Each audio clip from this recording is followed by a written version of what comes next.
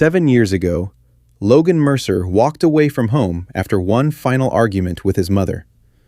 When he returned to Wyoming during a brutal winter storm, Helen Mercer no longer remembered him.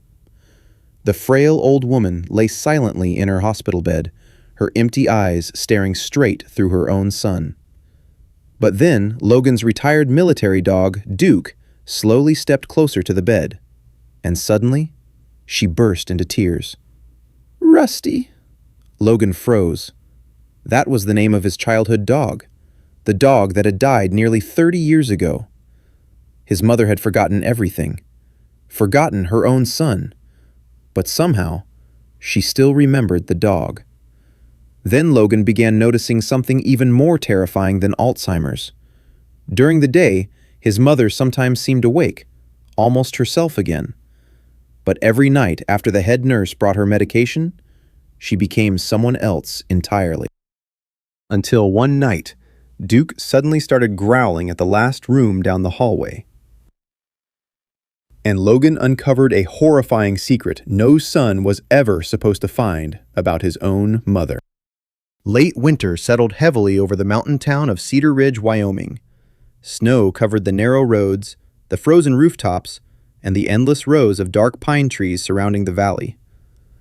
The wind carried the smell of wood smoke through the quiet streets, while church bells echoed softly somewhere beyond the storm. Logan Mercer drove slowly through the falling snow in his old gray pickup truck. Beside him sat Duke, a retired German Shepherd military dog with thick black and tan fur and alert amber eyes that never stopped moving. At 39 years old, Logan had spent nearly half his life in the Marines. Years overseas had hardened him in ways the people back home would never fully understand. He spoke less now, slept less too. Even after retirement, he still carried himself like a soldier waiting for danger to appear. Cedar Ridge looked smaller than he remembered. The grocery store near Main Street had closed down. The old diner where his mother used to bring him after school was boarded shut beneath layers of snow. Even the gas station near the highway looked faded and forgotten. 7 years. That was how long it had been since Logan left town after the final argument with his mother. Back then, anger had felt easier than grief, easier than staying after his father died. So he enlisted, packed a duffel bag, and drove away without looking back. His mother never called him after that. Then, 3 nights ago, a nurse from Saint Gabriel Care Center left a message asking him to come home immediately. "She's getting worse," the woman had said quietly. "I think you should see her while you still can." Now Logan sat gripping the steering wheel tighter than he realized. Saint Gabriel Care Center stood near the edge of town beside an old stone church surrounded by snow-covered pine trees. Warm yellow lights glowed through the windows, soft against the dark winter evening. But the place felt strangely cold the moment Logan parked. Duke noticed it too. The dog slowly lifted his head and stared toward the building before the engine even shut off. Logan glanced at him. "What is it, boy?" Duke stayed silent, but his body stiffened slightly. That was enough to make Logan uneasy.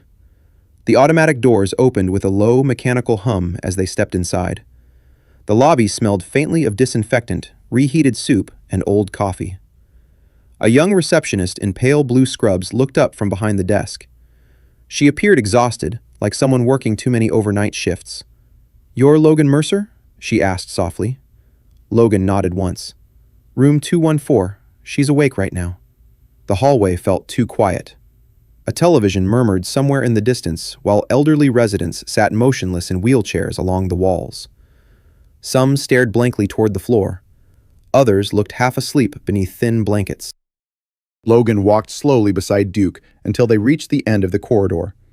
His hand paused briefly on the door to room 214. Then he stepped inside. For a moment, he could barely breathe. Helen Mercer lay weakly beneath a cream-colored blanket near the window. Her silver hair spread thinly across the pillow, and her once strong hands looked fragile resting against the bed sheets. Logan still remembered those hands covered in grease while fixing truck engines in the garage behind their house. His mother had worked as a mechanic nearly her entire life after his father died in a logging accident. She had raised Logan alone without ever asking anyone for help. But the woman lying in front of him now barely looked like the same person. "Mom?" Logan said quietly. Helen turned her head slowly. Her pale blue eyes settled on his face. Nothing changed. No recognition. No warmth. Only confusion. Logan felt something heavy settle inside his chest. "It's me," he whispered. "Logan." Helen continued staring at him as if searching through fog for a memory that would not come back. Then her attention drifted away. Duke slowly walked toward the bedside. The German shepherd stopped beside her and gently lowered his head near her hand. Everything changed instantly.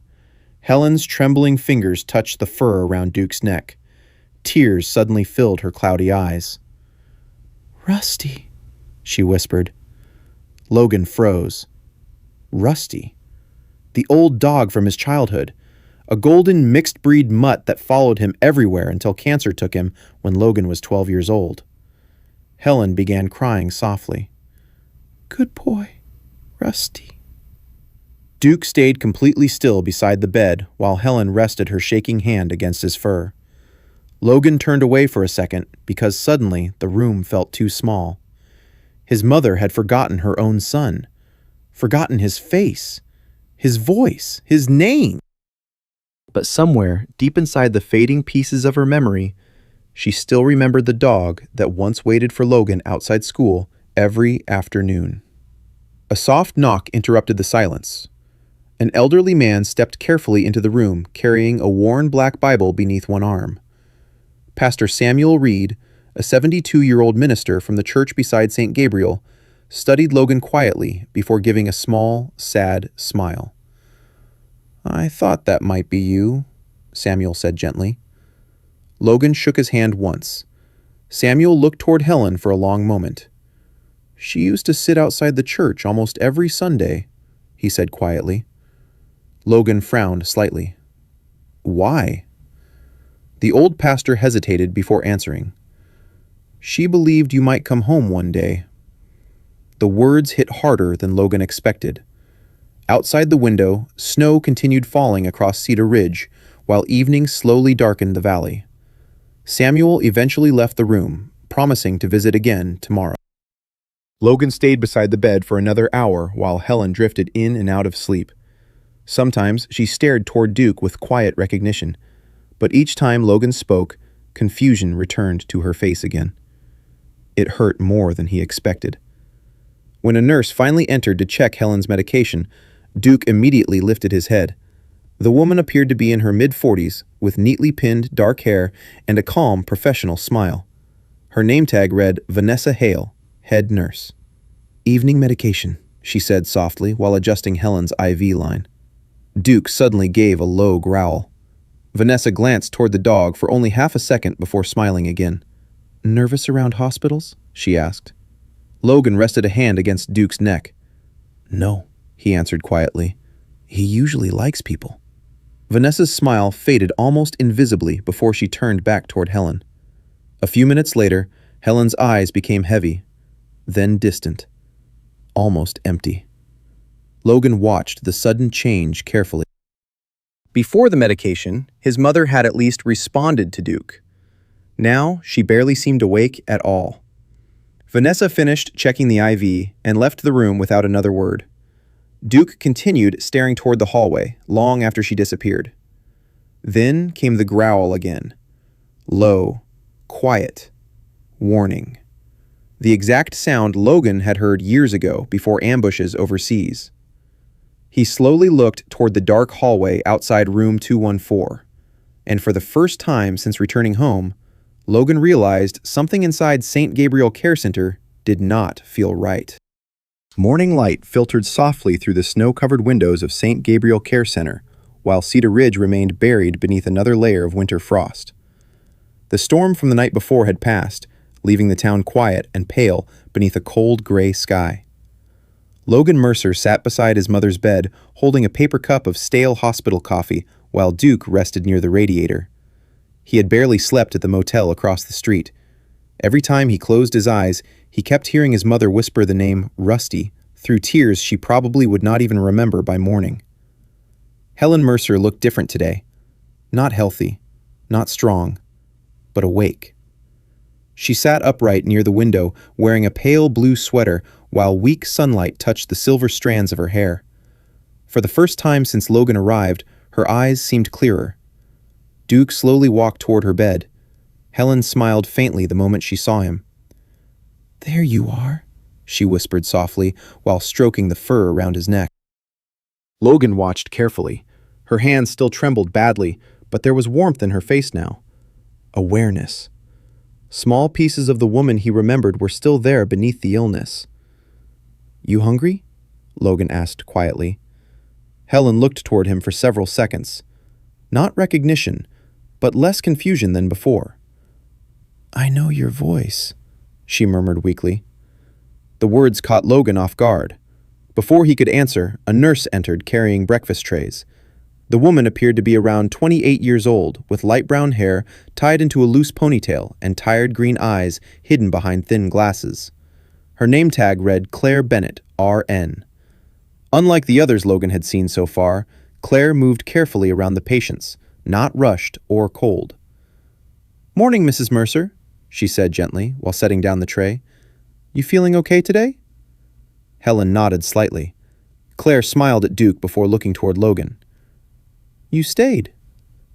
"Just for a few days," Logan answered.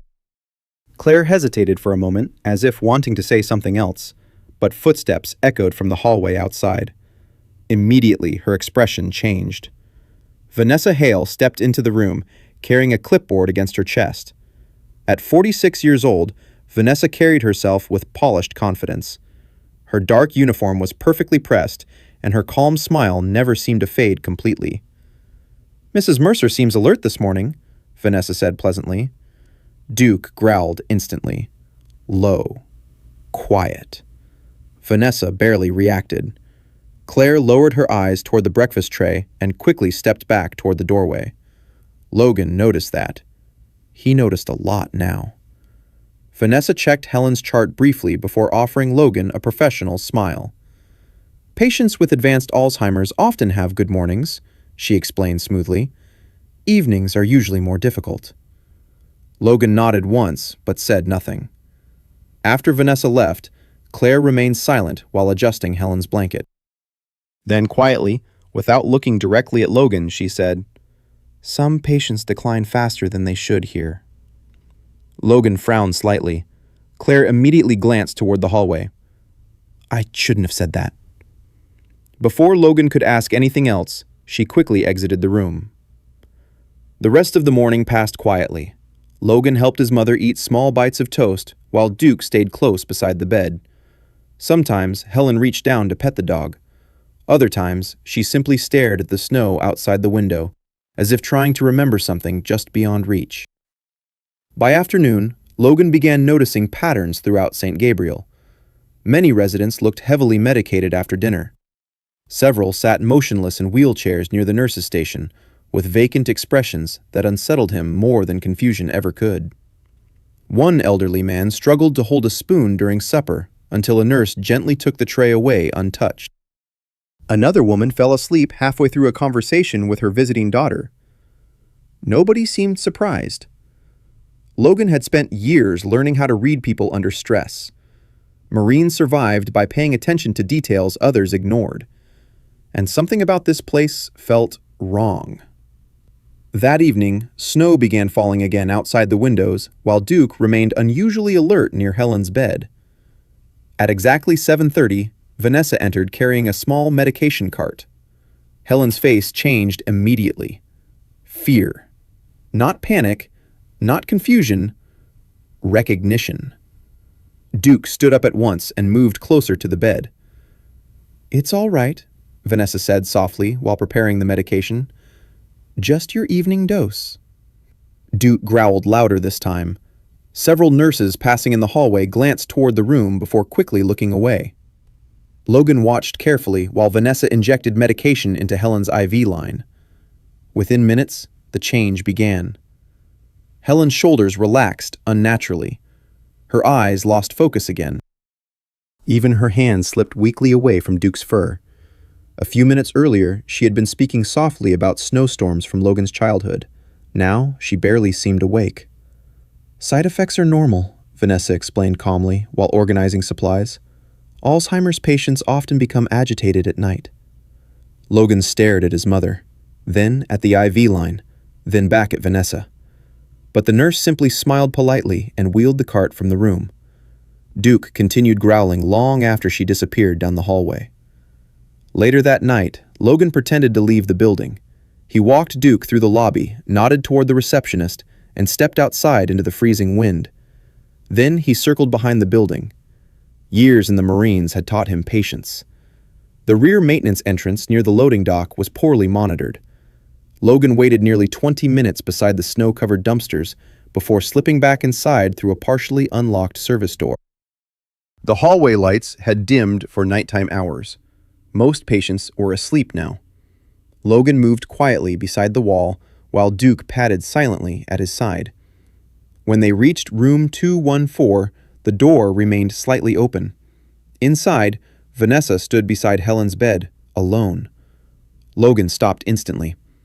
Vanessa glanced once toward the hallway before removing a small vial from her pocket. The medication inside looked clear, not part of the normal IV bag. She carefully injected it into Helen's line. Logan felt his chest tighten. Several minutes passed. Then Helen's body seemed to sink deeper into the mattress. Her eyes opened briefly. Empty. Distant. When Duke quietly stepped into the room, Helen barely reacted at all. No smile. No recognition. Nothing. Vanessa adjusted the blanket calmly before finally noticing movement near the doorway. For one brief second, surprise crossed her face. Then the professional smile returned immediately. "Mr. Mercer," she said softly. "You startled me." Logan did not answer. His eyes remained fixed on the IV line beside his mother's bed. "What was that medication?" Vanessa's expression stayed calm. "A mild sedative. Your mother becomes restless during nighttime hours." "She was fine earlier." "Alzheimer's changes quickly," Vanessa replied smoothly. Duke suddenly stepped in front of Logan and growled again, this time louder. Vanessa slowly backed away from the bedside. "You should really control your dog," she said quietly. Logan rested one hand against Duke's neck, but his eyes never left Vanessa. For the first time since coming home, something cold settled deep inside him. Not grief, not guilt, suspicion. Because Marines learned to trust instinct long before evidence appeared, and every instinct Logan had was telling him the same thing now. Something was happening inside Saint Gabriel Care Center. Something hidden behind soft voices, polite smiles, and nighttime medication rounds. And whatever it was, Duke had sensed it before anyone else. Snow fell steadily across Cedar Ridge through most of the next day, covering the roads outside Saint Gabriel Care Center in thick white silence. Inside the building, the heat hummed softly through old vents, while television noise drifted through the hallways like distant static. Logan Mercer sat beside his mother's bed, watching Helen sleep. The events from the previous night kept replaying in his head. Vanessa Hale injecting something into the IV line after hours. The sudden emptiness in Helen's eyes afterward. And Duke's constant growling every time the head nurse entered the room. It no longer felt like coincidence. Duke rested near the doorway, but remained alert. Every few minutes, the German Shepherd lifted his head toward the hallway, as if listening for something far away. Helen looked weaker this morning. Not physically weaker, different. Her face seemed heavier somehow, her speech slower. When Logan handed her a cup of water, she stared at it several seconds before understanding what it was. That frightened him more than confusion itself. A soft knock came from the doorway. Claire Bennett stepped quietly into the room, carrying a stack of patient charts against her chest. The young nurse looked exhausted again. Dark circles rested beneath her eyes, and she glanced over her shoulder before fully entering the room. "You shouldn't stay too long near the nurse's station," she said quietly. "Vanessa notices everything." Logan stood slowly. "What exactly is happening here?" Claire hesitated. For several seconds, she stared toward Helen sleeping beside the window. Then she lowered her voice even more. "My grandmother died here 3 years ago." Logan remained silent. "She had early dementia," Claire continued. "Not severe. She still recognized everyone. Then, suddenly, they increased her nighttime medication." Claire swallowed hard. "Within 2 weeks, she stopped talking completely. What did the doctors say?" "That her condition progressed naturally." Claire gave a bitter smile that disappeared almost immediately. "But I worked here long enough to know something wasn't right." Before Logan could ask more, footsteps echoed down the hallway. Claire immediately stepped back toward the door and returned to her normal, professional tone. "I'll check on Mrs. Mercer later this afternoon." Then she quickly left. Logan looked toward Duke. The dog was already staring toward the hallway again. Late that evening, Logan decided to stop waiting for answers. He walked slowly through Saint Gabriel while most residents finished dinner in silence. Several elderly patients sat motionless beneath dim hallway lights, barely touching their food. Some appeared almost sedated already, even though evening medications had not begun. Duke stayed unusually close beside Logan's leg. Near the far eastern side of the building, a set of double doors marked "Staff Only" separated the main wing from a quieter hallway Logan had not entered before. The moment they approached, Duke stopped walking. Then his ears rose sharply. A low growl rumbled deep inside his chest. Logan looked around carefully. No staff nearby. No cameras visible in the corner above the doorway. Then suddenly Duke pulled hard against the leash. "Easy," Logan whispered. But the dog ignored him and moved toward the eastern hallway with focused urgency. Logan followed. The corridor beyond the doors felt colder than the rest of the building. Most lights had been dimmed, leaving long shadows stretching across the floor. The air smelled strongly of disinfectant and medication. Several closed patient rooms lined the hallway. Through one partially opened door, Logan froze. 3 elderly residents sat strapped into reclined medical chairs, facing dark television screens. Their eyes were half open, unfocused. One woman's mouth hung slightly open, while an IV dripped steadily beside her chair. None of them reacted when Logan passed. Duke growled louder. At the end of the hallway, an old man sat alone near the window beneath a thin blanket. He appeared to be around 80 years old, painfully thin, with hollow cheeks and trembling hands spotted heavily with age. A small wristband identified him as Walter Briggs. Walter slowly lifted his head as Logan approached. For a second, fear crossed the old man's face. Then he noticed Duke. "Good dog," Walter whispered weakly. Logan crouched beside him. "You all right?" Walter looked nervously toward the hallway before leaning slightly closer. "They don't like it when people stay awake too long here," he murmured. Logan frowned. Walter's hands trembled harder now. "If you complain," his voice dropped almost to a whisper, "they increase the medication." A cold feeling settled deeper inside Logan's chest. Before he could ask another question, footsteps echoed somewhere nearby. Walter immediately lowered his head and stopped talking altogether. Duke turned sharply toward the hallway and growled again. Logan stood and calmly walked away just as a male orderly rounded the corner pushing a medication cart. The orderly appeared to be in his early 30s, tall, tired-looking, with a badge reading Trevor Mills. Trevor glanced suspiciously toward Logan. "Visitors aren't supposed to be back here." "I got turned around," Logan answered evenly. Trevor did not look convinced. Duke continued staring at him until Logan finally guided the dog back toward the main hallway. Later that night, after most lights dimmed, Logan returned quietly to Helen's room. She was asleep again. Duke settled beside the bed, while Logan noticed a patient file partially sticking from the cabinet drawer near the sink. Helen Mercer. Logan opened it carefully. Years in the Marines had taught him how to scan documents quickly under pressure. Several pages showed medication adjustments over the past 6 months. The dosage levels stopped him immediately. Sedatives, anti-anxiety injections, nighttime cognitive suppressants. Far stronger than what Helen's condition seemed to require. And the records had been modified repeatedly. Some signatures looked copied. Others had correction marks beside dosage increases. Logan kept reading. Then another document caught his attention. Financial Authorization Agreement. His jaw tightened.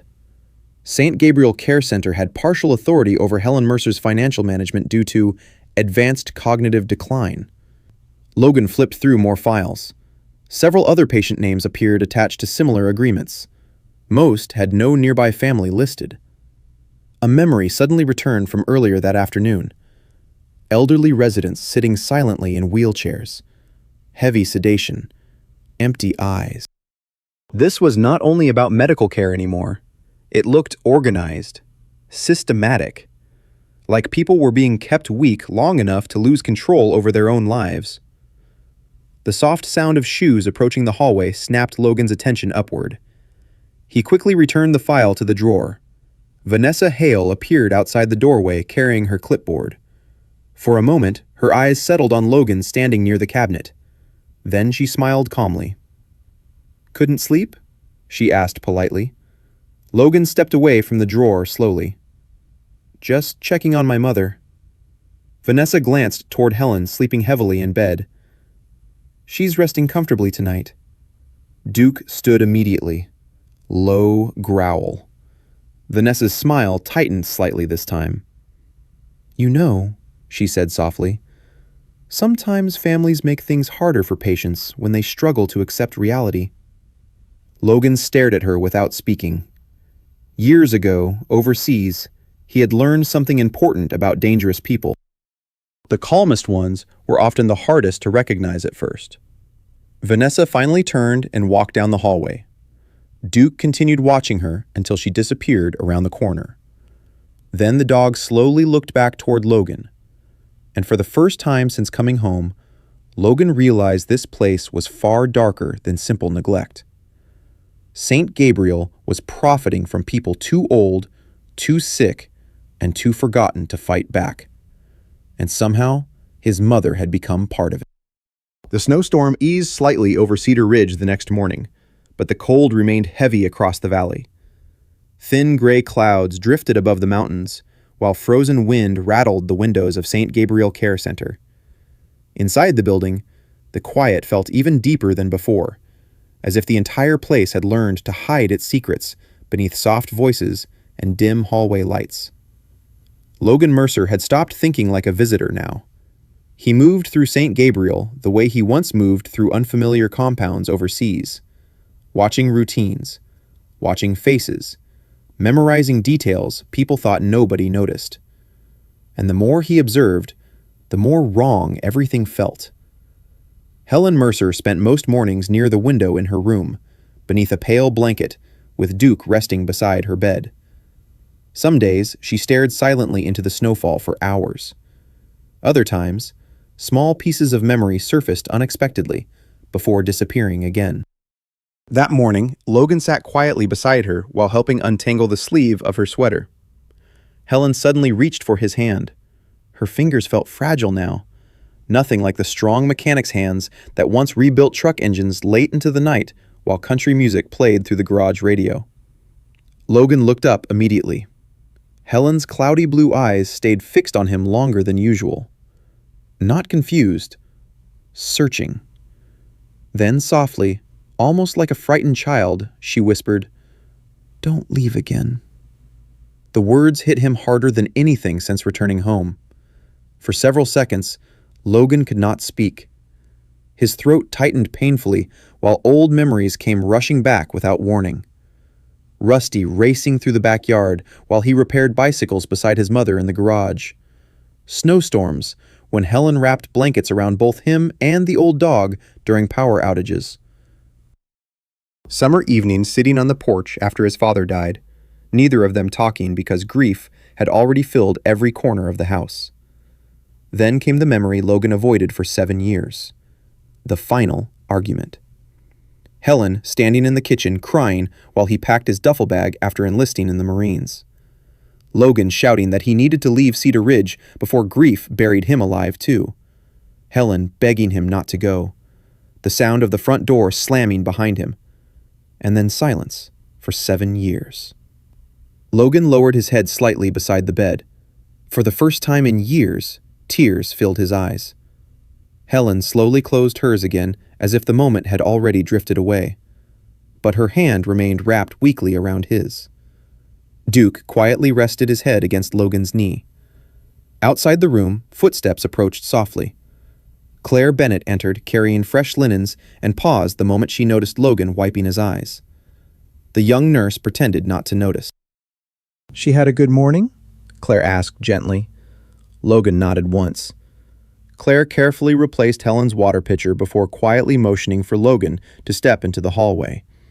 The corridor remained empty except for distant television noise from the common room. Claire glanced around carefully before speaking. "I copied some files for you." Logan frowned slightly. Claire pulled several folded papers from beneath the linens in her cart. Medication records, financial reports, internal authorizations. Logan accepted them slowly. "You could lose your job for this." Claire gave a tired smile. "At this point, I'm more worried about the people here." Later that afternoon, Logan sat alone inside the small motel room across from the church while Duke rested near the heater. Snow tapped softly against the windows while Logan studied the documents Claire had given him. The deeper he read, the worse it became. Several elderly residents had received medication dosages far beyond normal recommendations for dementia care. Many records showed sudden cognitive decline shortly after dosage increases approved by Vanessa Hale. Then, Logan found the financial reports. His jaw tightened. Families listed as inactive. Patients declared mentally unfit. Power of attorney transfers signed weeks after medication adjustments.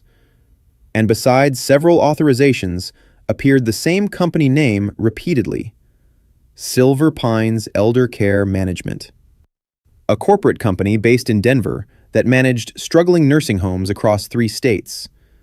Attached to one report was a payment authorization approved directly to Vanessa Hale. Logan stared at the number for several seconds. It was enough money to explain everything. Enough to keep vulnerable patients sedated, quiet, dependent. Enough to turn human lives into business assets. Duke suddenly lifted his head toward the motel door. Then came the low, warning growl again. Logan instantly looked up. Years in the Marines had trained him to trust that sound without hesitation. A shadow moved briefly past the frosted motel window outside, then disappeared. Logan slowly stood and pulled the curtain aside. Nobody there, only falling snow. But the feeling remained. Someone was watching now. That evening, Logan returned to Saint Gabriel earlier than usual. Inside the lobby, several nurses rushed between hallways during shift change, while residents gathered for dinner in the common room. Near the rear entrance, Duke suddenly jerked hard against the leash. "Duke!" The dog ignored him. Duke pulled sharply toward the outdoor courtyard behind the east wing. The moment Logan stepped outside into the freezing air, he saw why. An elderly woman sat collapsed near a snow-covered bench beside the locked garden gate. She appeared to be in her late 70s, thin and trembling violently beneath a light sweater completely unsuited for the weather. Snow covered her shoulders. Her wheelchair sat several feet away, tipped sideways near the walkway. Duke ran directly to her. The woman's lips had already turned pale from the cold.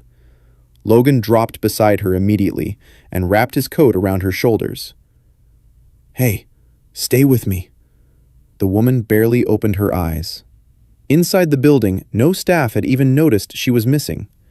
Claire arrived moments later after hearing Duke barking through the courtyard doors.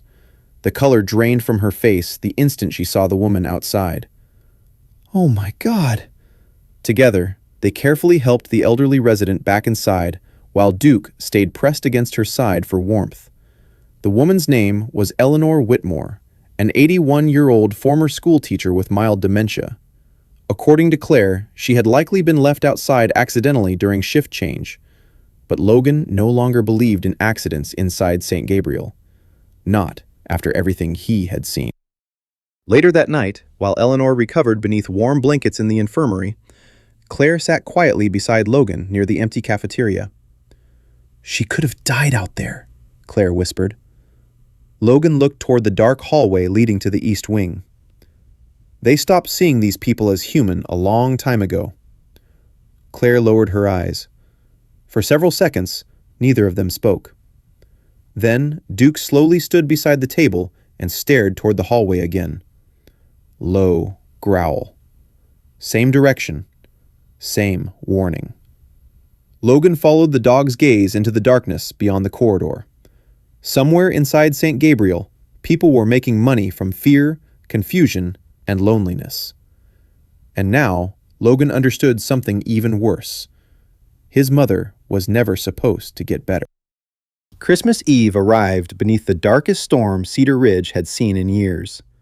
Snow hammered the valley from early afternoon onward, swallowing roads, power lines, and rooftops beneath heavy white wind. By sunset, most businesses along Main Street had already closed, while church bells echoed faintly through the blizzard like distant warnings. Inside Saint Gabriel Care Center, tension had begun replacing the usual quiet. Logan Mercer noticed it the moment he entered the building that evening. Nurses avoided eye contact. Conversations stopped when he walked past. Even Duke remained unusually tense beside him, ears lifted toward every movement in the hallway. Someone knew he had been asking questions. Someone knew he was no longer just a worried son visiting his mother. Room 214 was empty when Logan arrived. The bedsheets had already been changed. Helen Mercer's belongings were gone. A cold feeling moved through his chest instantly. He stepped back into the hallway just as Claire Bennett hurried toward him, carrying a stack of paperwork against her chest. "They moved her," Claire whispered urgently. "Where?" Claire glanced nervously toward the nurse's station. "Special care unit, East Wing." Logan's jaw tightened. "Why?" "Vanessa signed the transfer herself an hour ago." Claire lowered her voice further. "Family visitation is restricted there." For a moment, Logan said nothing. Outside the windows, wind slammed snow against the building hard enough to rattle the glass. Then Duke growled. Vanessa Hale stood near the far end of the corridor, watching them calmly, with her clipboard folded against her chest.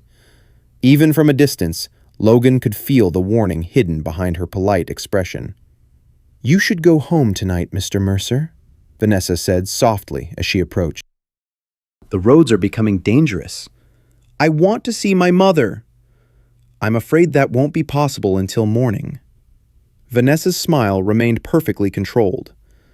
"Patients in special care require uninterrupted supervision." Logan stared at her. For several long seconds, neither moved. Then suddenly the lights flickered overhead. A second later, the entire building went dark.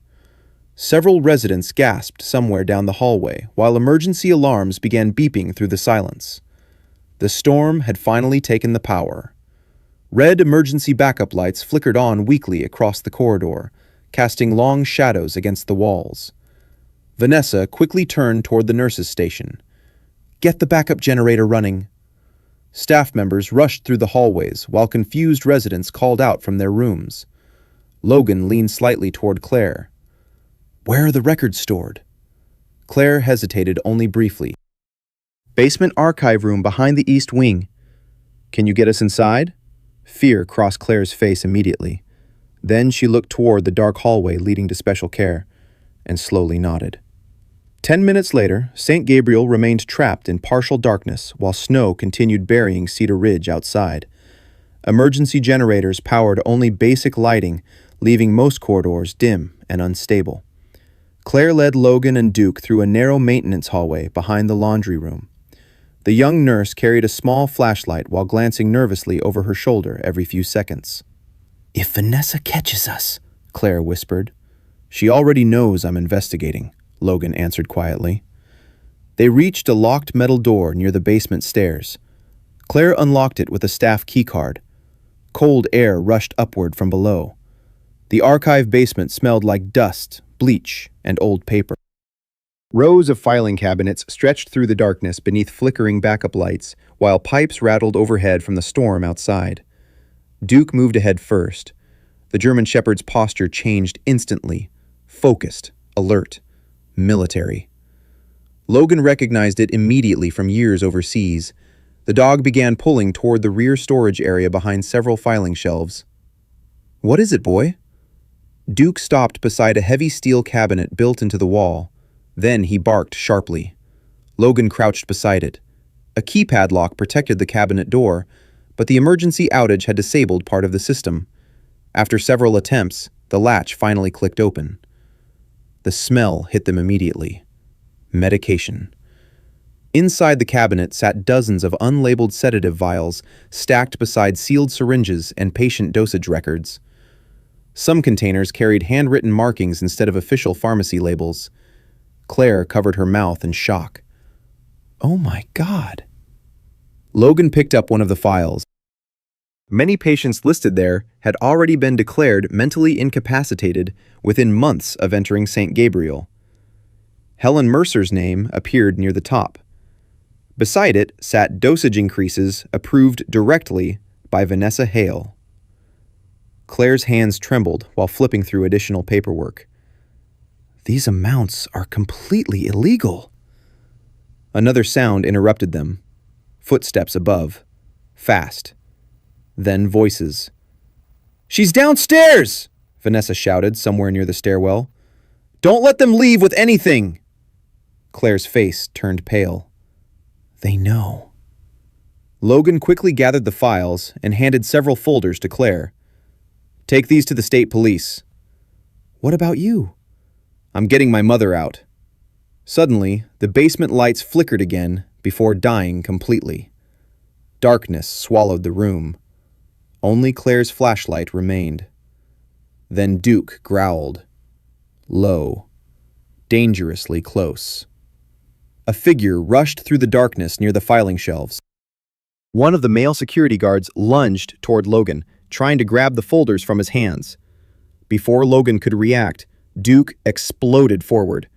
The German Shepherd hit the man hard enough to knock him sideways against the cabinets. Papers scattered across the floor while the guard cried out in panic. Years disappeared in that moment. For Logan, it felt exactly like Afghanistan again. Dark corridors, sudden violence. Duke moving before commands even came. Another flashlight beam appeared near the stairwell. Vanessa. "You have no idea what you're doing!" she shouted. Logan stepped between her and the files. "You've been drugging elderly people for money." Vanessa's calm mask finally cracked. "You think families care?" she snapped bitterly. "Most of these people were abandoned long before they came here." Claire backed toward the exit, clutching the records tightly against her chest. "I'm calling the police."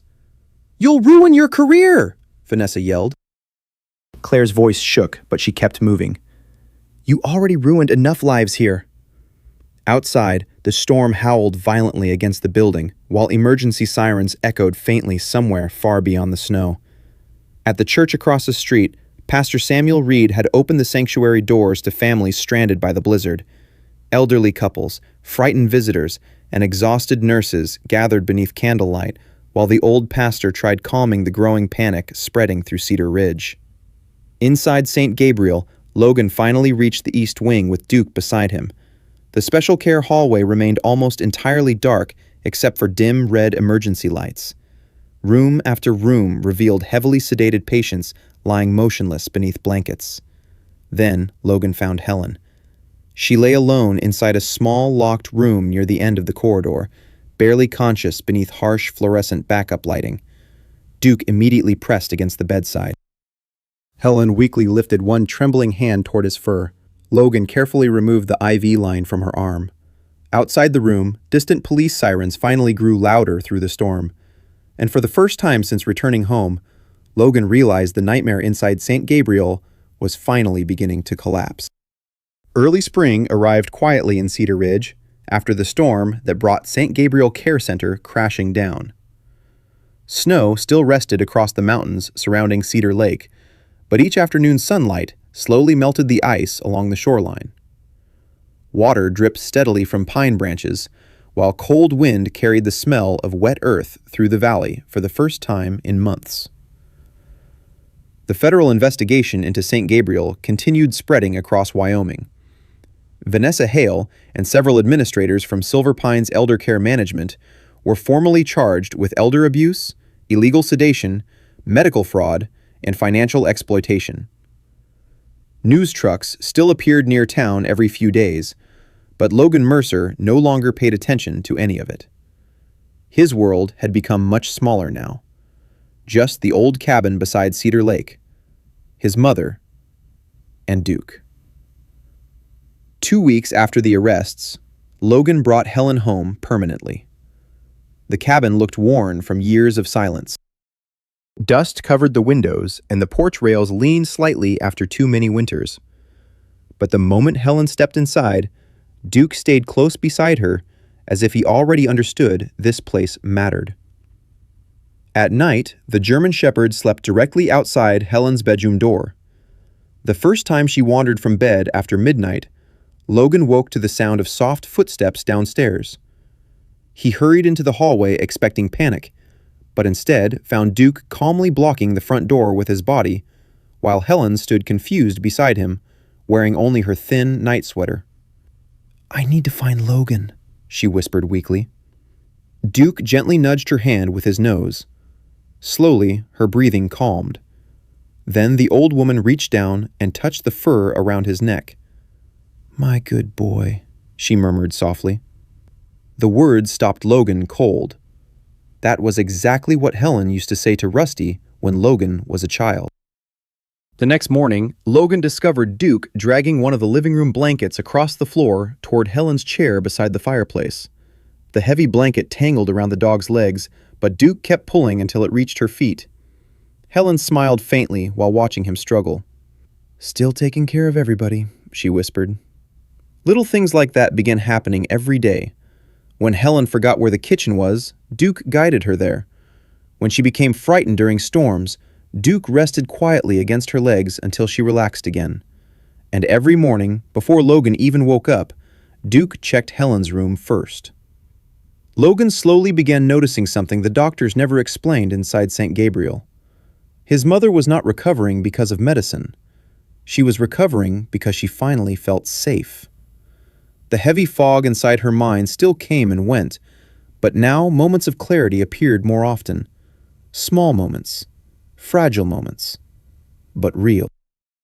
One afternoon, Helen sat near the window, brushing her fingers slowly through Duke's thick fur while sunlight reflected across the frozen lake outside. "Rusty used to wait for Logan after school," she murmured suddenly. Logan looked up from the kitchen sink immediately. Helen kept stroking Duke absent-mindedly. "He'd hear those little boots running down the road before I could." For a second, Logan saw something almost forgotten in her face. Peace. Not confusion. Memory. Later that evening, Duke ran across the backyard, chasing drifting snow blown from the trees. The sound of his paws crunching through the ice made Helen suddenly laugh softly from the porch.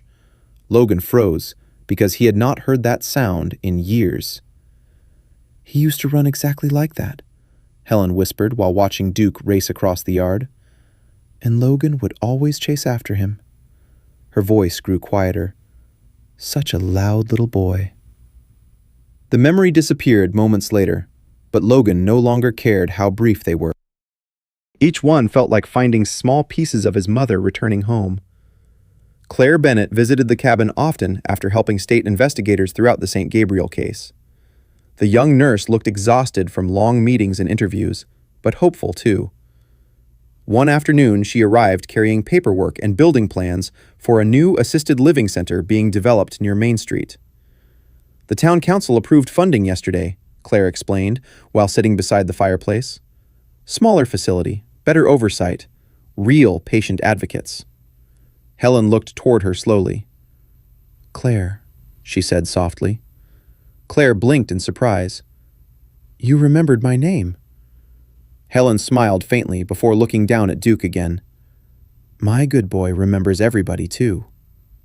Claire later pulled Logan aside while Helen slept near the fire. She responds to him differently than anyone else, Claire whispered. Logan nodded quietly, because deep down, he already understood why. Duke was not only reminding Helen of Rusty, he was reminding her of safety, of home, of the years before grief and illness slowly stole pieces of her away. The dog had become the last bridge still connecting her to the world she was forgetting. As spring slowly pushed winter out of Cedar Ridge, the snow around Cedar Lake began melting faster each morning. Thin patches of grass appeared beside the porch, and birds returned to the trees surrounding the cabin. One cold morning just after sunrise, Logan woke to find Helen missing from her bedroom. Panic hit him instantly. Then he saw the front door standing slightly open. Logan rushed outside into the freezing morning air. Helen stood near the edge of the lakeshore, wearing her old cream sweater while staring blankly across the water. She looked lost again. But Duke stood beside her calmly. The German Shepherd gently nudged her hand before slowly walking back toward the cabin. Helen followed him, step by step. As if she trusted him more than her own fading thoughts. Logan stopped near the porch watching them. Snow dripped softly from the roof, while golden sunlight spread across Cedar Lake. Duke climbed onto the porch first, then sat quietly between Helen and Logan. For a long moment, nobody spoke. Wind moved gently through the pine trees, while sunlight reflected across the melting ice beyond the shore. Then Helen slowly lifted her eyes toward Logan. This time, the confusion was gone. She looked at him for several long seconds, while Duke rested calmly between them like a silent guardian holding two broken pieces of a family together. And softly, almost in disbelief, Helen whispered, Logan? The sound of his name shattered something inside him. Tears filled Helen's eyes first, then Logan's. You came home, she whispered. Logan dropped to his knees beside her chair, while emotion finally broke through years of silence and regret. I'm here, Mom. Helen touched his face gently with trembling fingers. Duke laid his head across Logan's boot and closed his eyes beneath the warm spring sunlight. Maybe Helen would forget again tomorrow. Maybe the illness would return before nightfall. But none of that mattered anymore. Because beside Cedar Lake, while winter melted quietly into spring, a loyal old dog had guided a mother back to her son one final time. Sometimes the deepest wounds in life are not caused by war, illness, or time. Sometimes they come from silence, from years spent apart from the people we love, believing there will always be another chance to come home later. This story reminds us that even when memories begin to fade, love can still remain somewhere deep inside the heart. Helen could no longer remember faces, names, or even pieces of her own life. But somehow, the feeling of safety, loyalty, and love connected to an old dog never disappeared. And through Duke, those lost pieces slowly found their way back to her son. It also reminds us of something painful but important. Many elderly people suffer quietly behind closed doors, forgotten by families, ignored by systems that were supposed to protect them. Sometimes, all they truly need is someone willing to notice them, listen to them, and stay beside them when the world grows smaller and more confusing. And maybe that is why Duke mattered so much in this story. He did not heal Helen with medicine. He healed her with comfort, with patience, with loyalty that never asked for anything in return. Thank you so much for watching and staying with this story until the very end. Your support truly means a lot, and we hope this journey touched your heart in some small way today. If this story moved you, please take a moment to like, share, and subscribe to support the channel and help us continue bringing you more emotional and meaningful stories about love, loyalty, second chances, and the incredible bond between humans and animals.